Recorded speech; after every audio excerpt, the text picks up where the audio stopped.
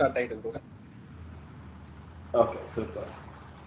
So risk and reward management. So இது எதுக்காக நம்ம பார்க்குறோன்னா, நம்மளை வந்து டிசிப்ளைனாக கொண்டு போகிறதுக்கு, இந்த ஃபீல்டு நம்ம டிசிப்ளைனாக கொண்டு போகிறதுக்காண்டி இது நம்ம தெரிஞ்சுக்கிறோம். ஓகேங்களா? ஸோ நம்ம டைப் ஆஃப் மார்க்கெட்ஸ் இருக்குது. மார்க்கெட்டில் ஒவ்வொரு மார்க்கெட்லையும் ஒவ்வொரு டைப்பாக நம்ம ட்ரேட் பண்ண முடியும். எல்லா மார்க்கெட்லையும் ஒரே மாதிரி போய் நம்ம ட்ரேட் வந்து எக்ஸிக்யூட் பண்ணிட முடியாது. கமோடிட்டி மார்க்கெட்னா அது வேறு மாதிரி நம்ம ட்ரேட் எக்ஸிக்யூட் பண்ணணும். கரன்சி மார்க்கெட்னா அது வேறு மாதிரி வந்து ஒர்க் ஆகும். அண்ட் அதே மாதிரி ஸ்டாக் மார்க்கெட்னா அது வேறு மாதிரி வந்து இருக்கும். அண்ட் சிந்தட்டிக் மார்க்கெட் அது வேறு மாதிரி இருக்கும். கிரிப்டோ மார்க்கெட் அது வேறு மாதிரி இருக்கும். ஒவ்வொன்றுலையும் ஒவ்வொரு பேஸை வச்சு ரன் பண்ணிட்டு இருக்கிறாங்க. கிரிப்டோவில் பார்த்தீங்கன்னா கிரிப்டோதே ஒரு கரன்சி இருக்கும். ஃபாரெக்ஸ் ஓவராலாக வேர்ல்டில் இருக்கக்கூடிய மோஸ்ட் ஆஃப் தி கண்ட்ரிஸ் வந்து ஃபாரெக்ஸ் மார்க்கெட்டில் கரன்சி எக்ஸ்சேஞ்ச் பண்ணுவாங்க. கமோடிட்டி மார்க்கெட்னா நீங்கள் யூஸ் பண்ணுற பேப்பர், பேனா, நோட்டு, சோறு எல்லாமே வந்து இருக்கிறது கமோடிட்டி மார்க்கெட் தான். நீங்கள் ப்ராடக்டாக எது பார்த்தாலுமே, மெட்டலாக எது பார்த்தாலுமே, நீங்கள் ஒரு திங்ஸ் அதை நீங்கள் பார்த்தாவே அதை வந்து கமோடிட்டி மார்க்கெட்டை சேர்ந்தது தான். ஓகேங்களா? ஸோ இது கமோடிட்டி மார்க்கெட் இருக்கிறது. ஸ்டாக் மார்க்கெட் கம்பெனிஸ் அதை பேஸ் பண்ணி நடக்கக்கூடியது ஸ்டாக் மார்க்கெட்டு. சிந்தட்டிக் மார்க்கெட் அது வந்து ரீட்டைலர்ஸுக்காகவே உருவாக்கப்பட்ட மார்க்கெட். அதுவும் ஃபாரெக்ஸ் மார்க்கெட்டு தான். ஃபாரெக்ஸோடைய சப் மார்க்கெட்னு சொல்லுவாங்க. அது ரீட்டைலர் வந்து ப்ராஃபிட் பண்ணுறதுக்காண்டி அந்த மார்க்கெட்டை வந்து கிரியேட் பண்ணி வச்சுருக்கிறாங்க. ஓகே, ஸோ நெக்ஸ்ட் என்னன்றதை பார்த்துடலாம். ஃபஸ்ட்டு இந்த ரிஸ்க் ரிவார்டு மேனேஜ்மெண்ட்டில் கேபிட்டல் மேனேஜ்மெண்ட் அப்படின்னு என்னென்னு பார்க்க போகிறோம். இதில் types of markets and types of trading segments வந்து போட்டு வச்சுருக்கிறாங்க. Index derivatives, index option buying, equity derivatives, MCX. எம்சிஎக்ஸ்னால் மல்டி கமோடிட்டி எக்ஸ்சேஞ்ச். இந்தியாவில் வந்து அப்படி கொடுத்து வச்சுருக்காங்க கமோடிட்டி மார்க்கெட்டை வந்து. அண்டு ஃபாரெக்ஸ் மார்க்கெட் உங்களுக்கு எல்லாருக்குமே தெரியும். And hedging concept. ஓகேங்களா? ஸோ இந்த கான்செப்ட்ஸ் எல்லாம் நம்ம மார்க்கெட்டில் எக்ஸிக்யூட் பண்ணுறதுக்கு மினிமமாக நம்மக்கிட்ட எவ்வளோ கேபிட்டல் தேவை அப்படிங்கிறத சைடில் கொடுத்துருப்பேன். இப்போ ஃபார் எக்ஸாம்பிள் வந்து இண்டெக்ஸ் டெரிவேட்டிவ்ஸ் அந்த மெத்தடில் நம்ம ட்ரேடு பண்ணுறதுக்கு மினிமமாக 5 லட்ச ரூபா தேவை. அதே இண்டெக்ஸ் ஆப்ஷன் பையிங் பண்ணுறதுக்கு 1 லட்ச ரூபா கண்டிப்பாக தேவை. ஓகேங்களா? ஈக்விட்டி டெரிவேட்டிவ்ஸ் அதாவது ஸ்டாக்ஸில் போயிட்டு நம்ம F&O பண்ணுறதுக்கு 5 லட்ச ரூபா தேவை மினிமமாக. ஓகேங்களா? டெரிவேட்டிவ்ஸ்னால் F&O தான், ஃபியூச்சர் அண்ட் ஆப்ஷன்ஸ். ஓகேங்களா? அண்டு எம்சிஎக்ஸ் இந்தியாவில் ஒரு 9 ஸ்கிரிப்ட்ஸ் மட்டும் கொடுத்து வச்சுருக்குறாங்க. எக்ஸாம்பிள் பார்த்தீங்கன்னா கோல்டு, சில்வர் வந்து புல்லியன் அப்படின்ற ஒரு பிரிவில் வந்து கொடுத்து வச்சுருக்குறாங்க. And natural gas and crude oil இது வந்து எனர்ஜிஸ் அப்படின்ற ஒரு செக்மெண்ட்டில் வந்து கொடுத்து வச்சுருக்குறாங்க. அண்டு பேஸ் மெட்டல்ஸ்ன்னு சொல்லிட்டு ஒரு 5 மெட்டல் வந்து இந்தியாவில் கொடுத்து வச்சுருக்குறாங்க. ஒன்று aluminium, laddu, nickel, copper, zinc. இந்த 5 வந்து தனியாக கொடுத்து வச்சுருக்குறாங்க. இது வந்து பேஸ் மெட்டல் அப்படின்ற ஒரு பிரிவோடு போயிட்டு சேரும். இந்த 9 மட்டும்தான் இப்போது இந்தியாவில் கமோடிட்டி மார்க்கெட்டில் நம்ம ட்ரேட் பண்ணுறதுக்கு கொடுத்து வச்சுருக்குறாங்க. ஸோ அதோடைய எக்ஸ்சேஞ்சோட நேம் என்னென்னா MCX, multi commodity exchange. So அதில் மினிமமாக ட்ரேட் பண்ணுறதுக்கு நம்மளுக்கு கேபிட்டல் எவ்வளோனா 10 லட்ச ரூபா குறைஞ்சது தேவை. அவ்வளோ இருந்தால் மட்டும்தான் மாதத்துக்கு ஒரு 50லேருந்து 1 லட்ச ரூபா உங்களால் எடுக்க முடியும். இந்த கான்செப்ட் நான் சொல்லி கொடுத்த கான்செப்டை வச்சு நீங்கள் டெக்னிக்கலாக மார்க்கெட்டில் நீங்கள் போகிறீங்கன்னா நீங்கள் 50லேருந்து 1 லட்ச ரூபா, 10 லட்ச ரூபா இருந்தால் ஹேண்ட் பண்ண முடியும். ஓகேங்களா? மினிமமாக 5லேருந்து 10% டேம் ஷூராக உங்களால் டிசிப்ளைனாக போனீங்கன்னா ஏர்ன் பண்ண முடியும். அண்டு ஃபாரெக்ஸ் இதுக்கு மினிமமாக ஐஎன்ஆரில் 500 யூஎஸ்டியில் 500 யூஎஸ்டி ஐஎன்ஆரில் கால்குலேட் பண்ணிங்கன்னா இன்றைக்கி ஸ்டேஜுக்கு வந்து 41,500 ரூபா, 42,000 பக்கம் வரும் உங்களுக்கு. ஓகேங்களா? நான் இது கிரியேட் பண்ணும்போது 2 இயர்ஸ் பிஃபோராக கிரியேட் பண்ணேன். அப்போ 40,000 ரூபாய், இது 80 ரூபா இருந்துச்சு டாலர். ஓகேங்களா? ஸோ அப்போது 40,000 ரூபா மினிமமாக உங்களுக்கு தேவை. 500 யூஎஸ்ன்றதை ஞாபகம் வச்சுக்கோங்க. ஏன்னா கரன்சியில் வந்து லிவரேஜஸ் அதிகமாக கொடுப்பாங்க. அதுவே வந்து இண்டெக்ஸ் ஆப்ஷன் பையிங்காக இருக்கட்டும், இல்லை ஃபியூச்சர் அண்ட் ஆப்ஷன் நீங்கள் தனியாக பண்ணுறீங்கன்னா இருக்கட்டும், இல்லை ஆப்ஷன் செல்லிங், இல்லை ஈக்விட்டி டெரிவேட்டிவ்ஸ் F&O பண்ணுறீங்கன்னா இருக்கட்டும், அங்கெல்லாம் வந்து ஸ்டார்டிங்கில் லிவரேஜஸ் அதிகமாக இருந்தது, எம்சிஎக்ஸுக்கும் லிவரேஜஸ் அதிகமாக இருந்தது. ஃபார் எக்ஸாம்பிள் க்ரூட் ஆயிலுக்குலாம் நீங்கள் பார்த்தீங்கன்னா 4000 ரூபாய் 3000 ரூபாய் இருந்தாலும் ஸ்ட்ரைட்டாக போயிட்டு கரண்ட் மந்த் கான்ட்ராக்டை ஃபியூச்சரில் பை பண்ணலாம், செல்லும் பண்ணலாம். ஆனால் இன்னைக்கு அதுவே வந்து 80,000 1 லட்சம் போயிடுச்சு, லிவரேஜ் ஃபுல்லாகவே உடைச்சிட்டாங்க. ஆனால் ஃபாரெக்ஸில் வந்து அப் டு 2000, ஒரு சில புரோக்கர்லாம் 3000 கூட கொடுக்குறாங்க லிவரேஜ். இருக்கிற ப்ரைஸ் வந்து 3000 மட்டும் கம்மியாக நீங்கள் காசை கம்மி பண்ணி ஆர்டர் போட்டுக்க முடியும். ஸோ அந்த மாதிரி வந்து கொடுத்துட்ருக்குறாங்க இது ஃபாரெக்ஸில். ஸோ அதனால் மினிமமாக 40,000 ரூபாய் இருந்தாலும் ஒரு ஈஸியாக வந்து உங்களால் ஒரு 10,000 15,000ன்றது ரிஸ்க் ரிவார்டோட நீங்கள் உள்ளே போய் நீங்கள் ட்ரேடு பண்ணுறீங்கன்னா எடுக்க முடியும்.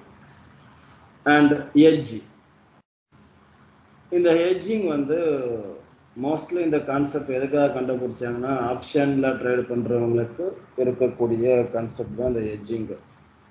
இதை ஃபாரெக்ஸ்லேயும் உங்களால் பண்ணிக்க முடியும். ஃபாரெக்ஸில் ஏன் பண்ணிக்க முடியும்னா ஒரே ப்ரைஸில் பையும் பண்ண முடியும், ஒரே ப்ரைஸில் செல்லும் பண்ண முடியும், அது இன்ஸ்டண்ட்டாகவே பண்ண முடியும். ஸோ அதனால் இது ஃபாரெக்ஸ்லையுமே பண்ணலாம். ஆனால் ஃபாரெக்ஸுக்கு தனி ஃபண்டு இந்த இடத்துல வந்து இண்டெக்ஸ் அண்ட் ஈக்விட்டி கொண்டு தான் போட்டு வச்சுருக்கிறேன். ஸோ அதில் நம்ம ஹெட்ஜிங் கான்செப்டை கொண்டு போயிட்டு ஃபயர் ஃபைட்டிங் ரைட்டிங்கெல்லாம் பண்ணணும்னா அதுக்குமே மினிமமாக 10 லட்ச ரூபாய் தேவை. ஓகேங்களா, இதுதான் வந்து கேபிட்டல் மேனேஜ்மெண்ட். மினிமமாக இவ்வளோ இருந்தால் உங்களால் வந்து நல்ல ஒரு ரிட்டர்ன்ஸ் வந்து எடுக்க முடியும். இப்போ எக்ஸாம்பிளுக்கு ஒரு கவர்மெண்ட் ஜாப் போகிறாங்க, ஒரு ஐடி செக்டரில் வேலைக்கு போகிறாங்க, வேறு எதனா கம்பெனி பேஸ்ட் டிப்ளமோ முடிச்சுட்டு போகிறாங்கன்னா குறைஞ்சது 25,000 30,000 ரூபாய் உங்களோட பேசிக் டிகிரிக்கு சேலரி கொடுப்பாங்க. நல்ல நீங்கள் பர்ஃபார்மன்ஸ் இருந்தீங்கன்னா மோர் தென் 50K 1 lakh 2 lakh 3 lakh அந்த மாதிரி கொடுப்பாங்க. ஸோ அந்த ஜாபுக்காக நீங்கள் இன்வெஸ்ட் பண்ணுறது எவ்வளோ கேட்டிங்கன்னா 4 வருஷம் டைமு அண்டு மணி, அது இல்லாமல் ஹார்ட் ஒர்க்கு இல்லையா. ஸோ அது மாதிரி தான் இருக்கும். ஸோ அங்கே இன்வெஸ்ட் பண்ணி நீங்கள் ஒரு விஷயத்தை கற்றுக்கிறதுக்கு இங்கே நீங்கள் ஒரு விஷயத்தை கற்றுக்கிட்ட இன்வெஸ்ட் பண்ணலாம். ஓகே, ஸோ கற்றுக்கிட்டு நீங்கள் இன்வெஸ்ட் பண்ணி நீங்கள் ஒரு ஜாப் செக்யூரிட்டி எவ்வளோ அமௌண்ட்டு நீங்கள் ஏர்ன் பண்ண முடியுமோ அந்த அமௌண்ட்டை இதில் வந்து இவ்வளோ அமௌண்ட் வச்சுட்டு உங்களுக்கு ஏர்ன் பண்ண முடியும். ஃபார் எக்ஸாம்பிள் வந்து இன்ஜினியருக்கு வந்து பார்த்தீங்கன்னா நல்ல ஒரு காலேஜில் ஒரு அண்ணா யூனிவர்சிட்டி மாதிரி போய் படிக்கிறீங்கன்னா குறைஞ்சது நல்ல ஒரு இன்ஜினியரிங் படிக்கிறீங்கன்னா வருஷத்துக்கு 1.5 லட்ச ரூபாய் கேட்பாங்க. மினிமமாக ஆவரேஜாக இருக்கக்கூடிய காலேஜ், நல்லா இருக்கக்கூடிய காலேஜில் 2 லட்சம் 3 லட்சம் கேட்பாங்க வருஷத்துக்கு. ஸோ ரன்னிங் இன்ஜினியரிங் முடிச்சுட்டு வரும் 10 லட்சத்துக்கு மேலே ஆகிடும். ஸோ அந்த ஒரு இன்வெஸ்ட்மெண்ட் அமௌண்ட்டை எடுத்துகிட்டு நீங்கள் ட்ரேடிங் கரியருக்குள்ளே வந்துடுறீங்க அப்படின்னா இந்த மாதிரி பிளான்ஸ் இருக்குது. ஓகேங்களா, நீங்கள் ட்ரேட் பண்ணி மந்த்லி ஏர்னிங் எடுக்கிறதுக்கு லைஃப் லாங். அது இல்லாமல் நீங்கள் ஒரு டிகிரி படிச்சுட்டு வெளில போகிறீங்கன்னா இன்னொருத்தரை நம்பி நீங்கள் வேலை செய்யணும். இது வந்து நீங்கள் உங்களை நம்பி வேலை செய்யறது, உங்களுக்கு நீங்களே வேலை செஞ்சுக்கிறது. ஸோ அது டிபெண்ட் ஆன் உங்களுடைய மைண்ட் செட்டை பொறுத்து தான். ஓகேங்களா. So next calculation. இப்போ உங்ககிட்ட வந்து ஒரு 100% ஆஃப் அமௌண்ட்டு, இப்போ எக்ஸாம்பிளுக்கு ஒரு 5 லட்ச ரூபாய் எடுத்துக்கலாம். நீங்கள் 10,000 யூனிவர்சிட்டி படிச்சுக்கிறாங்களா? ஒரு சாரி 1 லட்சம் யூனிவர்சிட்டி படிச்சிருக்கிறாங்க. வீட்டாக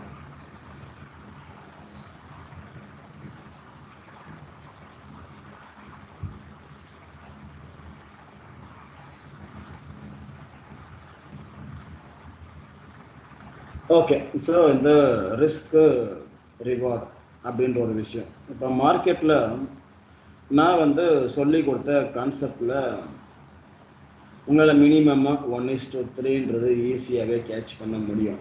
ஸோ அது நீங்கள் எந்த இடத்துல என்ட்ரு ஆகணும்னா decision base and extreme base அப்படிங்கிற இடத்துல உங்களால் என்ட்ரு ஆக முடியும். அங்கேருந்து நீங்கள் ஈஸியாகவே 1:3 அண்ட் 1:5 வந்து டார்கெட் பண்ண முடியும்.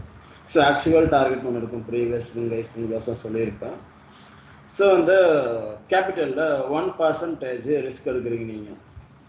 ஸோ எல்லாம் இப்போ எடிட் ஒர்க் பண்ணிருக்காங்க எங்கள் டீமில். இப்போ பிடிஎஃப் வந்து மாடிஃபை பண்ணிக்கிறாங்க. இங்கெல்லாம் இன்னும் மாடிஃபை ஆகலை, இங்கே மட்டும்தான் மாடிஃபை ஆகுது. ஒரே நிமிஷம், ஒர்க்கிங் இருக்கா? Okay okay. ஸோ 1% அப்படின்னு வந்து ரிஸ்க் இருக்குது.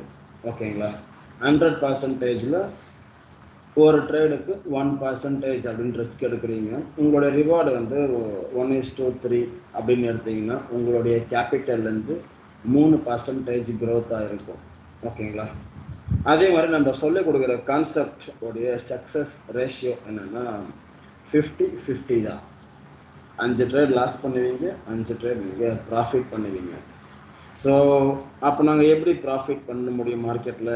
இப்போ 5 ப்ராஃபிட் போச்சு, 5 லாஸ் ஆகுதுன்னா அது பிரேக் ஈவன் தானே, அதில் ப்ரோக்கர் அமௌண்ட்லாம் போச்சு எங்கள் அக்கௌண்ட் மைனஸ் தான் இருக்கும்னு நீங்கள் கேட்கலாம். ஸோ அதில் நீங்கள் எப்படி ஓவர் கம் பண்ணி வர முடியும்னா இந்த ரிஸ்க் ரிவார்டு அப்படின்ற ஒரு விஷயத்தில் தான் வந்து வருவீங்க. இப்போ ரிஸ்க்குன்றது எல்லாத்துக்கும் 1% தான் வைப்பீங்க, ஆனால் ரிவார்டுன்றது 3%, 5% அந்த மாதிரி போகுது இல்லையா? இப்போ கேபிட்டலில் 5% ஒரு ட்ரேட் போய் டிபி அடிக்கிறாங்கன்னா ஒரு 3% க்ரோத் ஆகுது. இப்போ திருப்பி அந்த 3% க்ரோத்தான ப்ராஃபிட் வந்து நீங்கள் லாஸ் பண்ணணும்னா 3 ட்ரேட் பண்ணணும். 3 ட்ரேட் பண்ணி 3 ட்ரேட் கண்டினியூவாக லாஸ் பண்ணால் மட்டும்தான் திருப்பி பிரேக் இவனுக்கே வரும் இல்லையா? ஸோ அந்த ஒரு கால்குலேஷன் தான் இது. இப்போ ஃபார் எக்ஸாம்பிளுக்கு வந்து இங்கே ஒரு 1,00,000 USD வந்து போட்டு வச்சுருக்குறாங்க. ரிஸ்க் வந்து 1,000 USD. அந்த ஒரு ட்ரேட் வந்து எடுக்கிறீங்க நீங்கள். ரிவார்டு 1:3 நீங்கள் பிளான் பண்ணுறீங்கன்னா உங்களுக்கு 3,000 USD ப்ராஃபிட்டாக வந்து இருக்கும். அதுவே நீங்கள் 1:5க்கு டார்கெட் பண்ணுறீங்கன்னா 5,000 USD வந்து ப்ராஃபிட்டாக இருக்கும். ஓகேங்களா? 1% ரிஸ்க், அதாவது 1000 USD ரிஸ்க்கு, அங்கேருந்து 3 மடங்கு நினச்சோம் நம்ம டார்கெட் பண்ணால் இவ்வளோ க்ரோத் இருக்கும். ஓகே, ஸோ அது கிளியரா?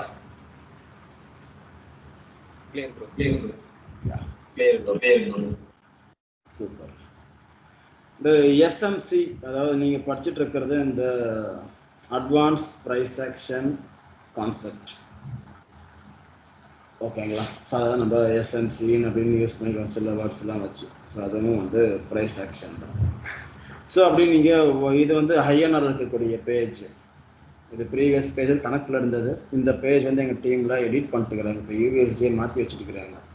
நான் பார்க்கல, ஸ்ட்ரைட்டாக வந்துட்டு எடுத்துகிட்டு லாஸ்ட் பேஜ் கிடைக்கும் போதெல்லாம் இதில் ஐஆரில் தான் இருந்தது. இப்படி அண்டர்ஸ்டாண்ட் பண்ணிக்கணும். 1:3 அப்படிங்கிற ரேஷியோவில் நீங்கள் பண்ணுறீங்க. அப்போ இந்த இடத்துல நீங்கள் கேபிட்டல் வந்து ஒரு 5 லட்ச ரூபாய் இமேஜின் பண்ணிக்கோங்க. ஓகேங்களா? ஜஸ்ட் அந்த பேஜை நீங்கள் மறந்துடுங்க. அது ஒரு ரிஸ்கோட கால்குலேஷன். இங்கே வந்து நான் சொல்கிறேன், அதை அப்படியே மறந்துடுங்க. இப்போ எக்ஸாம்பிளுக்கு ஒரு 5 லட்ச ரூபாய் கேபிட்டல் இமேஜின் பண்ணிக்கோங்க. ஒரு ட்ரேடுக்கு 0.5% ரிஸ்க் எடுக்கிறீங்க. 5 லட்ச ரூபாயில் 0.5% அப்படின்னா எவ்வளோ ஐஎன்ஆரில் வந்து ருப்பியா வருது? 2,500. ஸோ வின்னிங் ரேஷியோ எவ்வளோ? கான்செப்ட் வின்னிங் ரேஷியோ கான்செப்டோடைய ரிஸ்க் ரிவார்டு கேட்கல, ஒரு வின்னிங் ரேஷியோ கேட்குறேன் நான். 50%. 5 ட்ரேட் லாஸ், 5 ட்ரேட் ப்ராஃபிட். இப்போ அந்த 5 லட்ச ரூபாய் கேபிட்டலில் 5 ட்ரேடு ப்ராஃபிட்டில் போகுது, 5 ட்ரேடு லாஸில் போகுது. ஓகேங்களா? பர் ட்ரேடுக்கு 0.5 ரிஸ்க் அப்படின்னு நீங்கள் ஃபிக்ஸ் பண்ணுறீங்கன்னா 2,500 ரிஸ்க்காக வரும் ஒரு ட்ரேடுக்கு. 10 ட்ரேடு பண்ணுறீங்க ஒரு மாதத்துக்கு, 20 நாளில் ஒரு நாள் விட்டு ஒரு நாள் வந்து ஒரு 10 ட்ரேட் நீங்கள் பண்ணுறீங்க. அந்த 10 ட்ரேடில் 5 லாஸ் ஆகுது, 5 ப்ராஃபிட் ஆகுது. ஓகேங்களா? அந்த 5 லாஸ் ஆகக்கூடிய ட்ரேடுக்கான அமௌண்ட் எவ்வளோ வருதுன்னு பார்த்தீங்கன்னா 12,500 ருப்பியாக வந்து லாஸ் வருது. அதுவே அந்த 5 ட்ரேட் 1:3 அப்படிங்கிற ரேஷியோவில் வந்து ப்ராஃபிட்டாக புக் ஆகுது அப்படின்னா உங்களுக்கு ப்ராஃபிட் எவ்வளோ வரும்னா 37,500 அவ்வளோ வந்து ப்ராஃபிட்டாக வரும். இப்போ எடுத்த ப்ராஃபிட்டில் உங்களுடைய லாஸை நீங்கள் மைனஸ் பண்ணிக்கிறீங்க. ஓவராலாக மந்த் எண்டில் வந்து 25,000 வந்து நீங்கள் ப்ராஃபிட்டில் இருப்பீங்க. ஸோ அந்த 25,000 என்ன பர்சன்டேஜ் 5 லட்ச ரூபாய்க்கு உங்களுக்கு ரிட்டர்ன்ஸ் கிடைச்சிருக்குதுன்னா 5% ரிட்டர்ன்ஸ் நம்மளுக்கு கிடைச்சிருக்குது. சேம் கால்குலேஷன் 1:5 அப்படின்ற ரிஸ்க் ரிவார்ட் ரேஷியோவில் நீங்கள் பண்ணுறீங்க. ஸோ ப்ராஃபிட் 10% வந்து உங்களுக்கு அந்த மந்த் எண்ட் வந்து வந்திருக்கும். ஓகேங்களா? சேம் அதே 5 லட்ச ரூபாய் கேபிட்டல் தான். Okay okay bro. So next page. இந்த கான்செப்ட் இந்த மெத்தடாலஜியில் நீங்கள் வந்து உங்களுடைய ட்ரேடிங் அக்கௌண்ட்டில் டெபாசிட் பண்ணி நீங்கள் மூவ் பண்ணி கொண்டு போகிறீங்க. உங்களுடைய ஜேர்னியை வந்து ஸ்டார்ட் பண்ணுறீங்க, இந்த ட்ரேடிங் ஜேர்னி. ஸோ இப்படி நீங்கள் எவ்ரி மந்த்து 10% நீங்கள் ப்ராஃபிட் பண்ணிட்டு போகிறீங்க, இல்லை 5% நீங்கள் ப்ராஃபிட் பண்ணிட்டு போகிறீங்க அப்படின்னு ஒரு 10 இயர்ஸுக்கு நாங்கள் கால்குலேட் பண்ணி வச்சுருக்குறோம். ஓகேங்களா? இதுதான் ஃபஸ்ட்டு 2 வருஷத்துக்கும் 5 லட்ச ரூபா கேபிட்டல் வந்து 10 லட்ச ரூபா மாதிரி இருக்கும். ஒரு வருஷத்துல இன்னொரு வருஷம் நீங்கள் கம்ப்ளீட்டாக முடியும் போது 10 லட்ச ரூபா கேபிட்டலாக இருக்கும். ஸோ ஓவராலாக அது நீங்கள் 10 இயர் உங்கள் ட்ரேடிங் கரியரை ஸ்டார்ட் பண்ணி உங்கள் லைஃப் வந்து சாக்ரிஃபைஸ் பண்ணி கொண்டு போகிறீங்க ட்ரேடிங்காகனா, 10வது வருஷத்தில் ஒரு 5 லட்ச ரூபாயில் ஆரம்பித்த ட்ரேடிங் அக்கௌண்ட்டு 12.25 கோடி ரூபாயில் போயிட்டு முடிஞ்சிருக்கும். ஓகேங்களா? ஏன்னா நான் சொல்லி கொடுத்த கான்செப்ட் நீங்கள் 90s எடுத்து ஒர்க் பண்ணலாம், 80s எடுத்து ஒர்க் பண்ணலாம், அண்ட் 2000 டைமிங்கில் எடுத்து ஒர்க் பண்ணலாம், இல்லை 2010 2020 எல்லா பீரியட் ஆஃப் டைம்லையும் எடுத்து ஒர்க் பண்ணலாம். நான் சொல்லி கொடுத்த கான்செப்ட் படி தான் மார்க்கெட் வந்து மூவ் பண்ணியிருப்பாங்க. கரெக்டாக பேஸுக்கு மார்க்கெட் வந்து திருப்பி டர்ன் போகும். ட்ரெண்டை பார்க்கணும், பேஸை பார்க்கணும், பேஸில் என்ட்ரி போடணும், ரீஃபைன் பண்ணணும். ஸோ அங்கேருந்து ப்ரீவியஸாக என்ன ஸ்விங்கு ஹையோ ஸ்விங்குலவோ நம்ம அதை நம்ம ட்ரேடிங் டார்கெட்டாக வச்சுக்கணும், நம்ம எடுத்த ட்ரேடுக்கான டார்கெட்டாக. ஓகேங்களா? ஸோ அப்படி நீங்கள் எடுத்துகிட்டு போனீங்கன்னா இதுதான் உங்களுடைய ரிசல்ட். இது என்ன ரிஸ்க்குக்கு நாங்கள் போட்ட கால்குலேஷன்னா 0.5க்கான ரிஸ்க்குக்கான கால்குலேஷன். அதே உங்களுக்கு கொஞ்சம் நல்லா ஃபினான்ஷியல் பேக்ரவுண்ட் நல்லா இருக்குதுன்னா நீங்கள் ரிஸ்க் அந்த இடத்துல 0.5ன்றது 5%ஆகவும் வைக்கலாம், 10%ஆகவும் வைக்கலாம், இல்லை 2%, 1%, 3%, உங்களுக்கு ஏற்ற மாதிரி நீங்கள் அந்த ரிஸ்க்கை ஃபிக்ஸ் பண்ணி நீங்கள் ட்ரேட் பண்ணலாம். Okay okay bro. ஸோ இதுதான் அந்த risk reward and money management. இப்படி தான் நீங்கள் வந்து ஒரு ட்ரேடிங்கில் நீங்கள் ஒரு விஷயத்தை கற்றுக்கிட்டு அந்த மணியை எப்படி மேனேஜ் பண்ணி கொண்டு போகணும், இப்படி தான் நீங்கள் மேனேஜ் பண்ணி கொண்டு போகணும். இஷ்டத்துக்கு ட்ரேடிங் கிடைக்கும் போது, செட்டப் கிடைக்கும் போதெல்லாம் போய்ட்டு நம்ம என்ட்ரு ஆகக்கூடாது. வெயிட் பண்ணணும், ப்ராப்பரான செட்டப்புக்கு வெயிட் பண்ணணும். அந்த ப்ராப்பரான செட்டப்பில் நம்ம கரெக்டான ரிஸ்க் வச்சு அதுக்கான ரிவார்டை நம்ம ஃபிக்ஸ் பண்ணி நம்ம மார்க்கெட்டில் ட்ரேடு பண்ணணும். அப்படி நீங்கள் டிசிப்ளைனாக வந்தாலே 5 லாஸ் கண்டிப்பாக வரும், 5 ப்ராஃபிட் கண்டிப்பாக வரும். ஓகேங்களா? இதை நீங்கள் ஒரு லெவலுக்கு மேலே நீங்கள் ஸ்டேஜ் தாண்டுறீங்க ட்ரேடிங் கரியரில், ஒரு 2 இயர்ஸ் 3 இயர்ஸ் அப்படியே நீங்கள் தாண்டி போகிறீங்கன்னா நிறைய விஷயங்கள் உங்களுக்கு டிசிப்ளினில் ஆட் ஆகிட்டே வரும். உங்களுக்கு நிறையா உங்களுக்குள்ளே பிளான்ஸ் கிரியேட் ஆகும். நெக்ஸ்ட் நம்ம எப்படி மூவ் பண்ணணும் அக்கௌண்ட்ன்றதை உங்களுக்கு நிறையா ஐடியாஸ் கிரியேட் ஆகும். ஓகேவா? Okay bro. ஓகே. ஸோ இந்த ரெக்கார்டிங் வந்து நம்ம ஸ்டாப் பண்ணிக்கலாம். அவ்வளோதான் இதோடைய டாபிக். ட்ரேடிங் பிளான்லாம் வந்து உங்களுக்கு இதில் வராது.